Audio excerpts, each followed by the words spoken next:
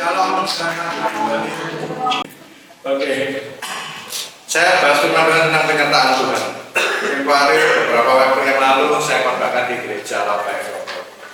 Jadi bicara tentang penyertaan Tuhan ini luar biasa. Ada itu? Oh, sorry, saya kira punya saya tadi. Oke, bukan. Kita bicara tentang penyertaan Tuhan ya. Jadi setiap kehidupan kita itu selalu didampingi Tuhan. Amin.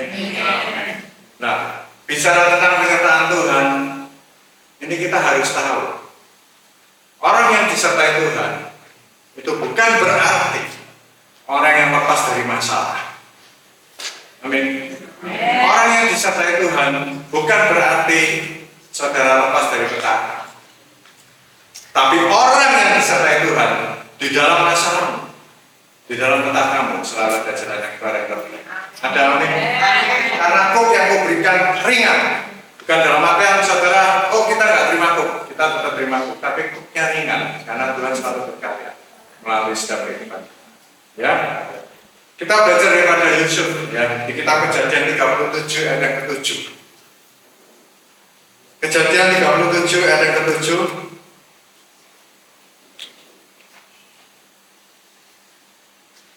Di situ dikatakan, bisa ditanyain di TV ya, di bukan itu ya. Tampak kita sedang di ladang, mengikat berkas-berkas gandum, lalu bangkitlah berkasku dan tegak berdiri, kemudian datanglah berkas-berkas kamu sekalian mengelilingi dan sujud menyembah kepada berkasku itu. Lalu saudara-saudaranya berkata kepadanya, apakah engkau ingin menjadi raja atas kami? Apakah engkau ingin berkuasa atas kami? Jadi makin bencilah mereka kepadanya karena mimpinya dan karena perkataannya. Yusuf ini dapat mimpi dari Tuhan. Dan Tuhan punya rancangan yang indah dalam hidup Yusuf. Di akhir cerita ini Yusuf menjadi saudagar yang kaya. Amin. Ya. Setiap daripada kita, Tuhan sudah pasti sediakan rancangan yang luar biasa. Tentunya bukan kecelakaan, kami damai sejahtera dan penuh harapan. Di kitab Yeremia 29 ayat 11 ya. Namun bagaimana untuk mewujudkan rancangan itu? Bagaimana untuk mewujudkan impian itu? Kita harus bisa melewati satu proses di dalam kehidupan dengan baik. Apapun itu. Kalau kita belajar dari Yusuf, dia bicara sama saudara, dia bilang, nanti berkas gandummu akan sujud menyembah kepada. Dari sini Yusuf melihat bahwa ada Tuhan kasih kepercayaan dalam hidupnya, dia bakal mengelola sebuah gandum yang luar biasa, di mana itu akan menghidupi seluruh dunia, terutama di dalam saudaranya. Dan respon ini dengan tulus Yusuf ceritakan, namun dari sini saudaranya terjadi salah paham, seolah-olah Yusuf ini adik yang paling sombong dan menghina dia dengan artian dalam artian bahwa oh nanti gue pikir aku akan mengemis kepadamu. Ya, kamu jadi raja, sok-sokan. Apa yang terjadi di cerita ini saudara? Yusuf akhirnya apa? Dipukulin sama saudara-saudaranya. Bahkan nyaris dibunuh. Namun Ruben bilang jangan dibunuh, kita jual aja ini adik kita. Akhirnya terjadi transaksi dijual. Kalau mendengar proses begini, ini kehidupan yang mengalami penurunan, betul? Ya, kita mengalami pasang surut dalam kehidupan. Ini namanya proses. Tapi dalam proses ini ada satu goal yang diberikan yang terbaik. Saudara kalau mengalami penurunan, saudara harus tahu ini saatnya saudara akan dibentuk dan amin. Amin. Pada waktu Yusuf menyampaikan mimpinya, ini diceritakan bahwa Yusuf gak akan ragu-ragu memberi satu kesaksian di dalam hidupnya kalau Tuhan akan berkarya lewat itu. Kalau kita anak Tuhan, kita jangan malu untuk semua orang. Kalau memang Tuhan harus disaksikan, disaksikan. Amin. Supaya dari kesaksian itu ada satu jiwa yang terbawa untuk mengenal Tuhan, untuk tahu bahwa siapa Yesus benar-benar. Yesus bicarakan seperti ini kepada saudaranya dan terjadilah proses yang tidak nyaman. Yusuf dipukuli,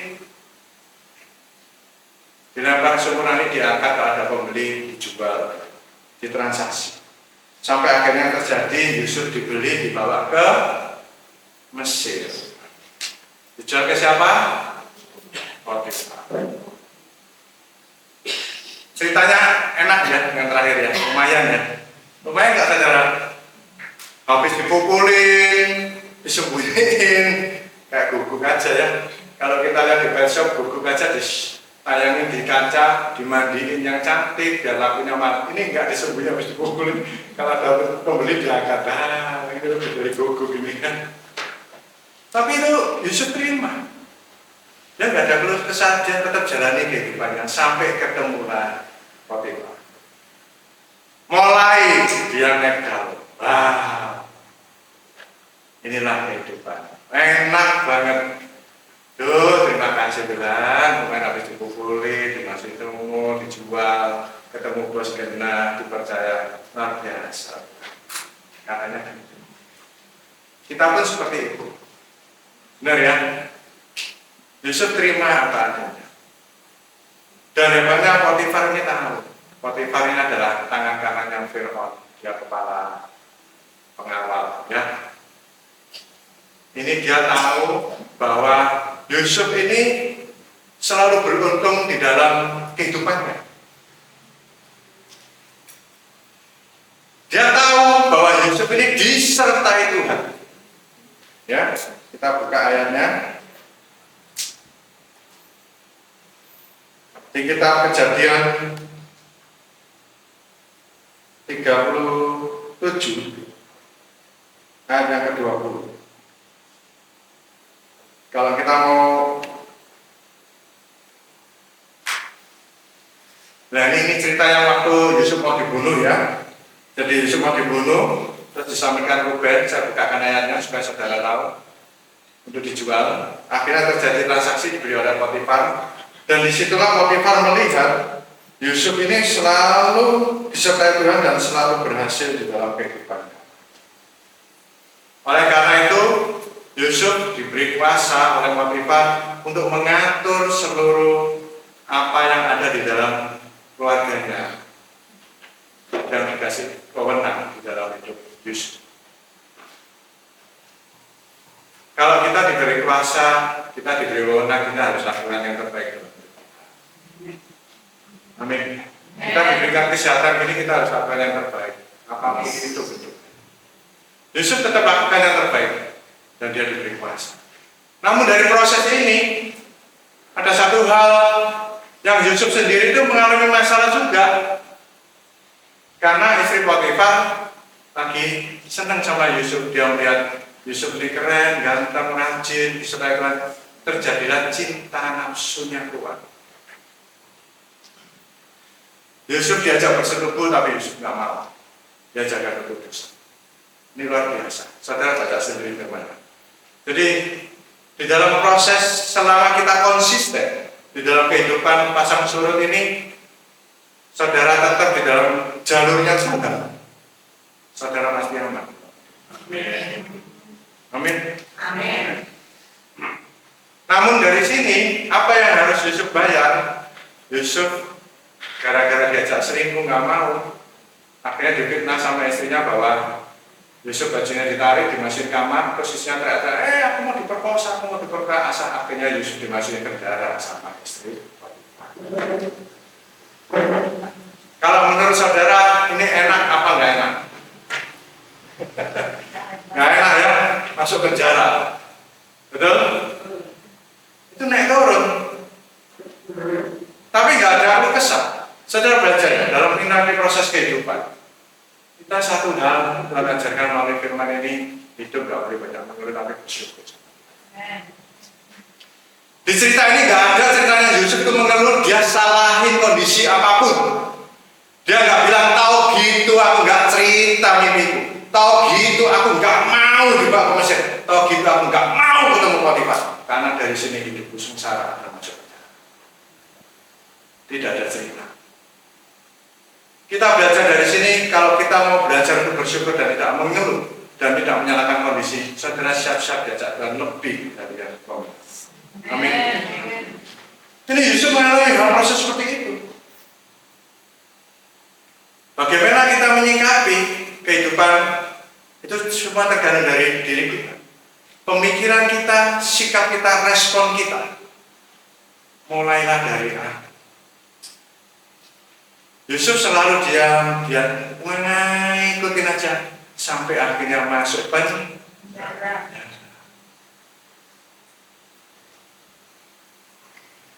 Kalau kita jadi Yusuf, kita pasti nggak tahan dalam hidup. Mungkin bisa salahin Tuhan. Tuhan katanya disertai mana? Mimpimu. Gara-gara mimpimu ceritanya jadi ribet. Saya dipukulin, sampai terakhir saya harus masuk penjara. Itu pemikiran-pemikirannya nggak benar. Kita belajar dari Yusuf ya. Gelombang kehidupan pasang surut itu saudara tetap sukacita, tetap bersyukur, tetap percaya bahwa Tuhan itu ada. Dan Yusuf ini sabar. Dia dalam mengikuti proses begini, tidak ada keluh kesah yang pertama, dia mengucap syukur. Tidak ada keluh kesah. Yang kedua, dia sabar. Ya. Kalau kita buka di kitab Kejadian 40 ayat 15. Sebab aku diculik begitu saja dari negeri orang Ibrani, dan di sini pun aku tidak pernah melakukan apa-apa yang menyebabkan aku layak dimasukkan ke dalam liang kehidupan ini. Yusuf ini sabar, dia tahu aku ini tidak salah apa-apa, tapi kok jadi kayak gini ya? Kita pun kadang sama toh, kita nggak salah apa-apa disalahin orang, kita berbuat baik nggak dipuji, disalahin, apalagi kita berbuat salah, tambah babak belur. Perbuatan baik kita ini nggak usah beda sama manusia, yang penting Tuhan yang tahu. Setelah apa yang terbaik dari hidup. Kalau kita berbuat baik sama seseorang, yang dengar cuma sekitar sini doang, paling banter, paling judan tuh. Tapi kalau kita berbuat salah, sampai Irian Jaya dengar. Paling judan mau dekat sini, jalan kaki sampai. Tapi bagaimana kita meresponi? Apakah kita takut untuk berbuat baik? Apakah kita takut untuk membangun yang dalam hidup kita? Kita baca di Yusuf mengalir lakukan yang terbaik. Percaya bahwa di balik ini ada cerita yang indah di dalam hidup. Ini pasang surut kehidupan. Bagaimana keintiman saudara dengan Tuhan? Sejauh mana kita membaca firman luar biasa? Sejauh mana kita berdoa? Sejauh mana kita menyembah? Semua akan diperhitungkan. Keintiman ini yang dahsyat, hubungan yang spesial. Lakukan waktu yang ada dengan yang baik di mata Tuhan. Belajar dari Yusuf ini luar biasa. Sampai dia proses ini dimasukkan penjara. Apa yang terjadi di penjara? Kepala penjara tahu kalau Yusuf ini disertai itu Tuhan. Dan kepala penjara kasih kepercayaan sama Yusuf untuk ngatur semua narapidana di dalam. Wow, ini luar biasa. Ini yang namanya orang disertai Tuhan di dalam masalah. Tetap ada kuasa Tuhan yang membantu dia di dalam kemenangannya. Yusuf di dalamnya nggak dikerangking gini, tapi dia dilepas ngaturin orang-orang gitu. Jadi tetap dalam ada kesibukan. Luar biasa kan? Loh, saudara, hidup kalau nggak ada kesibukan, saudara kan bingung. Mau duduk manis gitu, jadi ketawa. Bingung saudara ya, apa? Makna di dalam penjara ini kita pun sama. Saat ini kalau kita masih di dalam penjara dalam kehidupan kita, penjaranya beda-beda, ada penjara keuangan yang sampai saat ini mungkin kita bingung, dikejar-kejar cash flow, dikejar-kejar tagihan. Ada yang penjara di dalam keluarga yang masih belum harmonis, atau di dalam pekerjaan, di dalam penjara yang luar biasa, pekerjaannya kacau balau, lingkungannya nggak karu-karuan di dalam pekerjaan. Saudara belajar dari Yusuf. Kalau saya disertai Tuhan, saya diberikan kuasa untuk mengatur semuanya itu. Saudara diberikan kuasa untuk mengatur pekerjaanmu, saudara diberikan kuasa untuk mengatur keuanganmu, saudara diberikan kuasa untuk mengatur keluarga yang luar biasa. Yusuf diberikan kuasa Tuhan melalui kepala penjara, dia dikasih wewenang untuk mengatur para nabi. Wow, ini luar biasa. Sampai akhirnya cerita ini ketemu juru minum sama juru roti. Filmnya panjang ini dan sangat kompleks.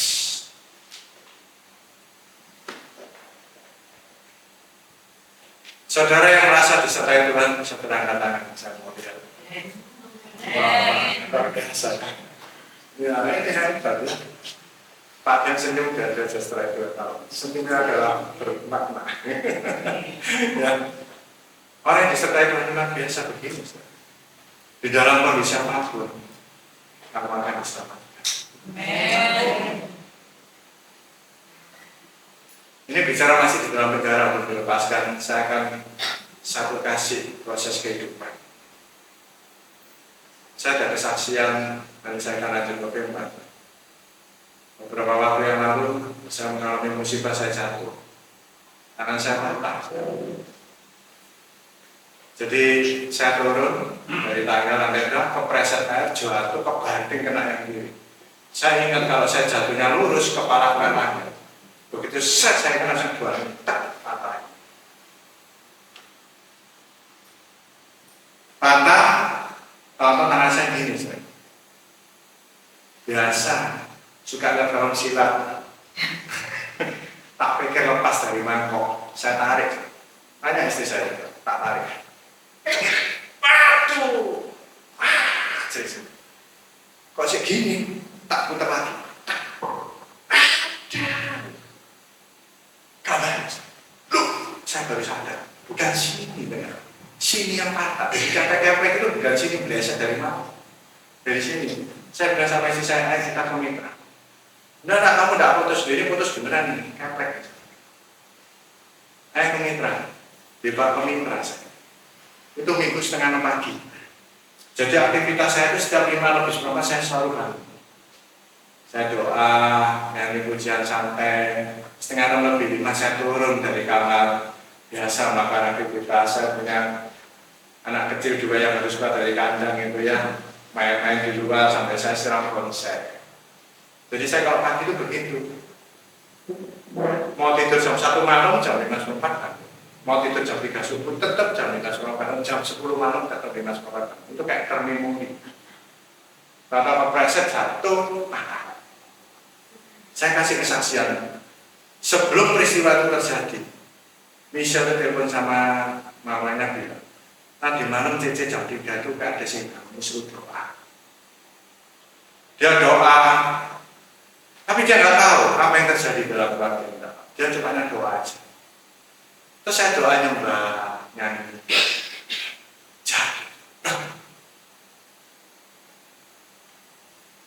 Saya dapat hikmat dari rumah sakit, kasih hikmat Yusuf seperti itu. Itu proses kehidupan. Saya nggak salahin siapapun dalam hidup. Saya nggak salahin airnya, saya nggak salahin lantainya, saya nggak salahin siapapun. Dan saya nggak salahin Tuhan.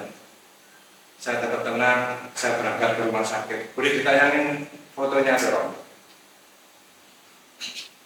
Setelah kalau lihat di Sumajaya, setelah kalau lihat patahnya tangan saya itu lurus. Ini menunjukkan kenyataan Tuhan lurus. Kalau sampai tulang itu patahnya begini, wah itu sakitnya minta ampun itu. Kalau diiris begini, berarti ada yang mincip, itu nusuk ke daging, betul nggak? Wah itu cekok-cekok. Dan saya lurus. Ini kuasa Tuhan. Diulang lagi belum tentu lurus kayak gini. Dan sampai mau pulang nggak ada yang pulang. Ini kalau nggak tangan Tuhan nggak bisa. Lurus. Sehingga saya tangan patah ini nggak ada rasa sakit sedikit pun. Dan apa yang terjadi, saya pada sama mitra, saya telepon direkturnya, saya minta dibantu, saya masuk ke UGD sebentar, langsung diproses, saya masuk kamar, saya ketemu dokter, saya bilang, dok, kapan saya dioperasi, bisa saya hari ini ya. Terus dia tanya, Pak minum apa, pada apa aja, saya bilang pengencer. pengecas darah. Terus dia bilang, nggak bisa, kalau minum pengecas darah harus tunggu 5 hari. Loh, hari Minggu sampai Kamis itu begini sebenarnya. Gini terus, 5 hari begini. Terus sampai digigit sama dokter. Apa yang terjadi dari Minggu sampai Kamis? Saya tetap sukacita dan tidak ada rasa sakit. Sampai yang nyambangin saya itu bingung. Kamu ini tak lihat kalau kemarin tidak sakit. Tuh, tidak sakit ya, tapi di sini bukan di hotel. Saya ngapain saya buka kamar di rumah sakit ya. Saya ini sakit beneran. Tapi ya sudah, memang nggak terasa. Itu penyertaan Tuhan. Jadi saudara pada waktu mengalami proses begitu, jangan salah, Tuhan itu penyertaan luar biasa. Saudara nggak sakit itu mujizat. Tangan patah 5 hari itu mujizat. Nggak sakit apa-apa. Maka teman saya, waduh selamat ya kamu ya, selamat. Untung ya, wah ini tidak untung, sudah tidur di kamar aja. Bilang untung. Untung kamu ya nggak sakit ya, tidak untung. Tapi Tuhan kalau kasih kekuatan dalam hidup kita itu luar biasa. Saya sampai Kamis pun dioperasi itu semuanya lancar. Saya doa, memang saya nggak info ke PD, saya nggak info ke gereja juga, rumahnya juga nggak tahu. Karena saya nggak mau gangguin orang, saya juga mau istirahat santai. Kesempatan menikmati istirahat. Karena tuh hari itu ada sahabatnya saya. Saudara mau libur, mau repot terus Senin sampai Senin ada ngasurnya di bebas. Istirahat tenang. Ini yang namanya disertai Tuhan. Dan sampai setelah proses operasi pun tidak mengalami kesakitan yang parah. Lindas ke hati. Beri kemuliaan bagi Tuhan.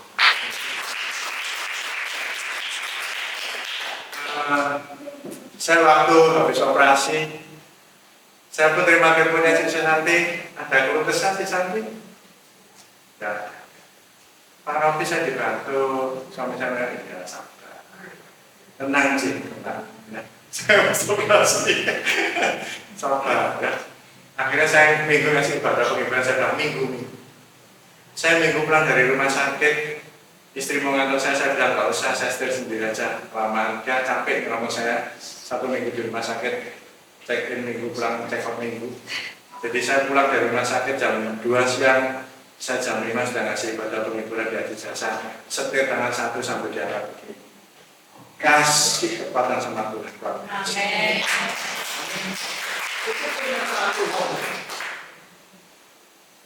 Sampai tahu sendiri saya waktu di haji saya, apakah saya cemberut sampai kotor sampai cucu sudah kesakitan, tetap smile.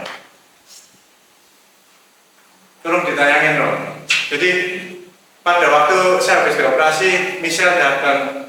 Dia memang waktu itu ada acara dari Jogja ke Surabaya, dia ulang tahun. Dia ulang tahun, kita kumpul di rumah sakit. Walaupun kondisi apapun, saya tetap bersyukur. Tetap ada sukacita yang luar biasa. Di video yang sama Michelle.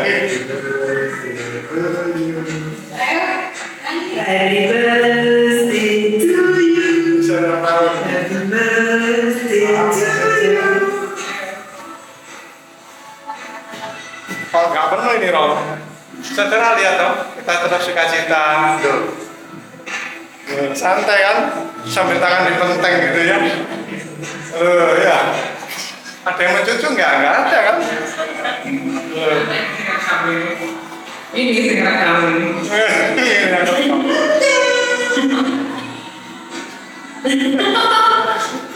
Ya, sukacita, saudara. Apapun problemmu, sukacita. Amin. Masih bisa senyum kalau ada masalah. Amin. Apa cemburu nyalain Tuhan? Enggak benar. Sukacita, santai, happy.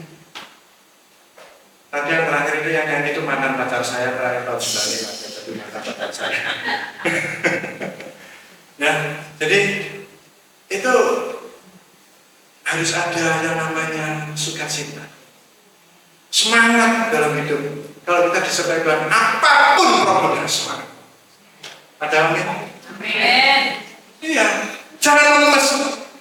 Problem itu galau, nangis. Gak boleh gitu, anak Tuhan harus sukacita. Amin. Ya, Ini sudah lumayan nih, sudah bisa gerak-gerak, wah lumayan, sudah bisa gerak-gerak. Ya walaupun masih dengan pipis, ya tetap dipaksain. Saya nggak suka sama macam ini. Jadi kita anak Tuhan harus kuat. Amin. Amin. Oke, kita lanjut ke firman Tuhan. Kita buka di cerita tentang Yusuf di Kejadian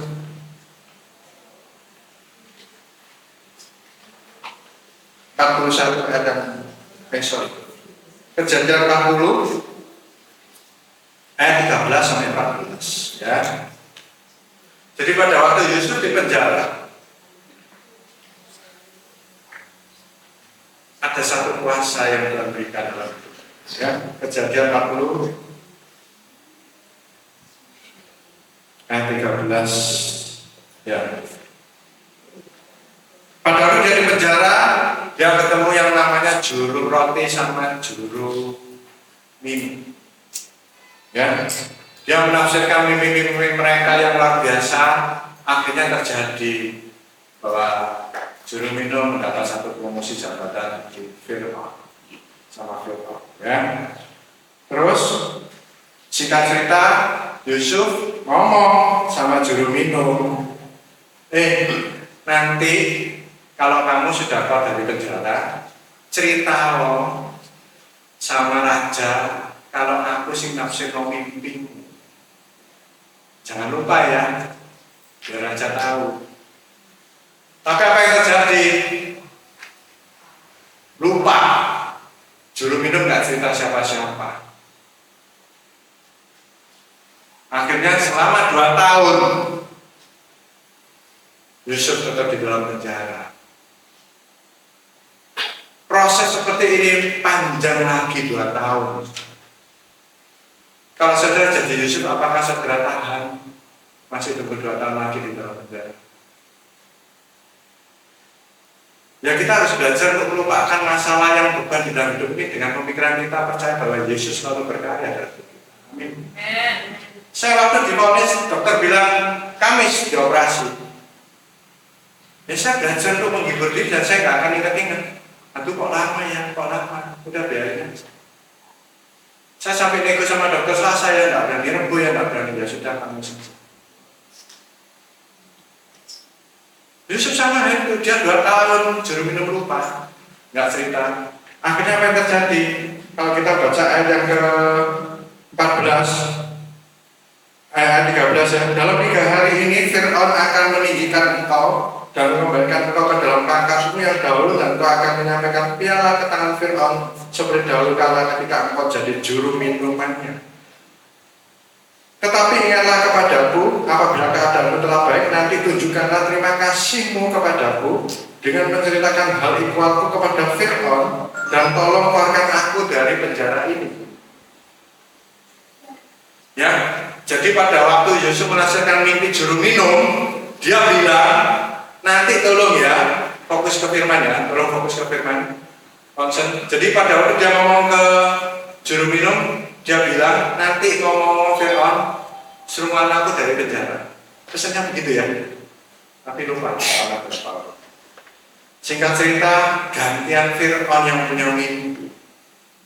Fir'aun punya mimpi, Fir'aun mengambil seluruh orang yang menafsirkan mimpi, dipanggil semua orang yang pintar-pintar itu disuruh menafsirkan mimpinya Fir'aun. Tapi Fir'aun nggak serp dalam itu.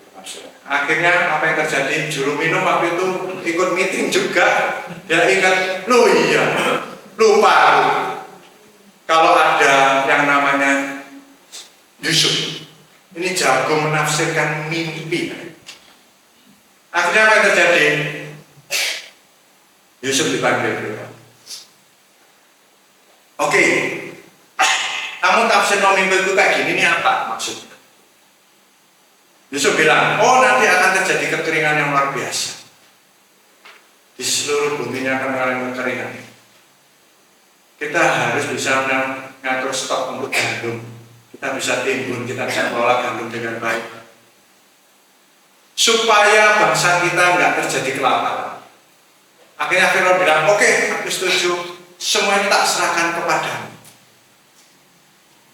Akhirnya seluruhnya gandum itu dikelola oleh yang namanya Yusuf dan terjadilah kelaparan yang dahsyat di negeri itu, di Mesir dan sekitar seluruh bumi, malah dikatakan di sini seluruh bumi. Jadi kelaparan ini yang dahsyat, apa yang terjadi? Yusuf tidak mengalami kelaparan karena stok gandumnya dahsyat.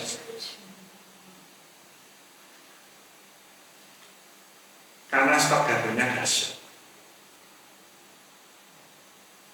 Hebatnya Yusuf ya. Jadi orang yang sukses. Semua orang cari belanja gandum di Yusuf. Seluruh negeri datang ke Yusuf ngambil gandum di Yusuf. Mimpinya terjadi kan? Terjadi. Tapi proses untuk mencapai mimpi, naik turun kehidupan, saudara siap menjalani. Saudara tetap bersyukur, tetap bersabar, tetap sukacita, apa coba? Amin. Amin. Sukacita. Semuanya akan terjadi luar biasa. Semuanya Tuhan permudah, semuanya Tuhan berikan kekuatan dan kuasa yang dahsyat. Kalau saudara mau percaya, terjadi itu mimpi. Dan pada waktu Yusuf diberikan kuasa begitu dan Tuhan genapi. Firman Tuhan berkata, berkas gandum saudara akan tunduk kepada. Akhirnya singkat cerita di firman ini saudara baca sendiri ya. Jadi saudara-saudara Yusuf itu datang, dia datang ke Yusuf minta gandum kelaparan. Kelaparan dia minta gandum. Dan apa yang Yusuf responi? Yusuf beri gandum itu cuma-cuma. Dan pada waktu saudara yang bayar, Yusuf bilang jangan diterima. Yusuf berkata sama anaknya jangan diterima. Tapi uang yang dia bayar kasih ke dia untuk buat uang saku dia pulang ke negeri. Luar biasa ya. Amin. Kunci terakhir pada waktu saudara mau siap proses itu diangkat, ampuni ya. Jangan ada dendam di antara kalian. Yusuf gak ada dendam. Dia peluk saudaranya yang kasih uang, saudaranya nangis. Bayangin ini orang dipukuli mau dibunuh, orang ditaruh di lubang sumur dijual. Itu bicara harga diri sudah hancur. Bicara sakit hati itu sakitnya minta ampun. Ada amin? Amin. Gak dibalas, dibalasnya dikasih gandum, dikasih sama Allah. Mimpimu terjadi. Rancangan Tuhan terjadi dalam hidupmu yang dahsyat. Amin. Amin. Saya tutup cerita dengan cerita tentang Kudalia. Kehidupan itu kan selalu begini. Di Amerika ada satu desa yang terpencil, di mana di situ adalah banyak orang-orang yang menderita kelaparan.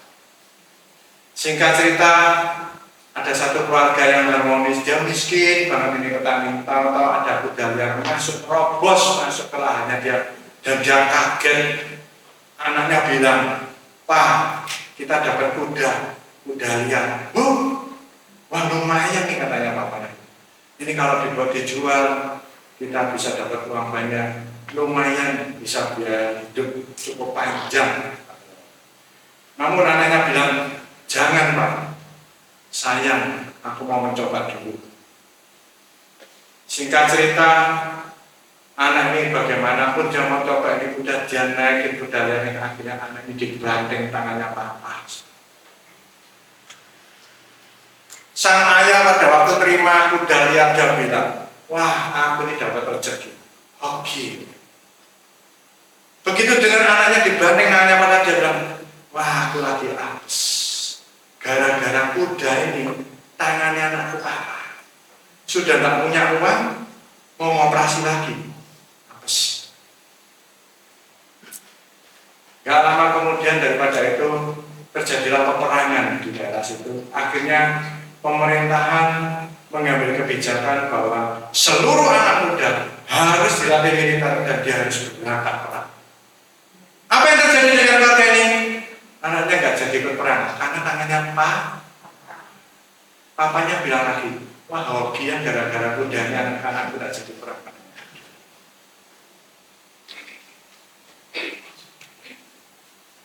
Itu kayak gitu ya, senyum ya sih ya, hoki lah. Itu bukan hoki, tapi itu kenyataan Tuhan yang dahsyat. Jadi pada waktu kuda ini dia senang, dia sayang nih sama kuda orang tuanya nih. Tuh hebat ya kamu nyamuk anakku. Tahu-tahu kuda ini hilang dari kandang. Dia bilang apes lagi deh kudaku hilang. Namun beberapa waktu yang lalu setelah silang beberapa minggu, kuda ini datang membawa teman-temannya lebih banyak lagi masuk ke rumah petani itu. Hokinya melimpah ruah. Hidup rasa. Tapi kalau saudara dengar firman ini dan mau hidup di dalam firman, hidup dipakai Tuhan setengah tanda sempurna. Karena untuk yang kau berikan adalah ringan. Amin. Saudara pasti dipulihkan, saudara pasti dikuatkan, saudara pasti diberkati. Jadi jangan menghadapi masalah dikit-dikit terus langsung kelemasan secara fisik. Aduh kenapa ya badanku kok capek-capek juga, sebenarnya kerokan. Yang dikerok yang mana saya juga bingung. Nanti diam-diam, aduh kenapa ya kok neken, nggak ada yang neken. Kalau orang sama Tuhan dalam namanya semangat,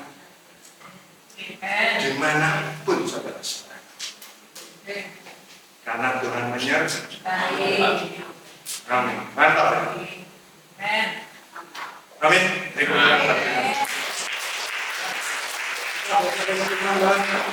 Penyertaan Tuhan ini dahsyat. Disertai Tuhan tidak berarti terlepas dari masalah. Disertai Tuhan tidak berarti lepas dari malapetaka. Tapi disertai Tuhan selalu ada jalan keluar terbaik di dalam masalah. Selalu diberikan kekuatan, diberikan kemenangan. Yang penting direspon dengan bersyukur, tidak ada keluh kesah, dengan sabar, dan yang terakhir dengan mengampuni apapun yang terjadi dalam proses itu. Saudara nggak bisa lepas dari proses itu. Tapi yang pasti saudara diberikan kekuatan di dalam proses itu. Dan Tuhan pasti Pak goal yang terbaik. Setiap orang sudah ada rancangan dalam hidup. Adanya di mana? Di dalam kitab kehidupan. Firman Tuhan. Saudara banyak baca firman, rancanganmu mulai terbuka satu persatu saja diberikan hikmah dalam hidupmu. Wah, aku ternyata harus berbuat begini. Wah, aku harus berbuat begini. Jalanmu masih ada jalan Tuhan. Ada amin. Itu yang Tuhan mau malam hari ini. Ya. PD Anugerah ke-16. Saya terima kasih pekerja tetap layak melayani untuk Tuhan. Ya. Biar Tuhan semakin menyertai kita luar biasa. Dan kita semakin dewasa rohani. Lalu pasang surut kita selalu kompak di dalam layanan kita. Amin. Oke,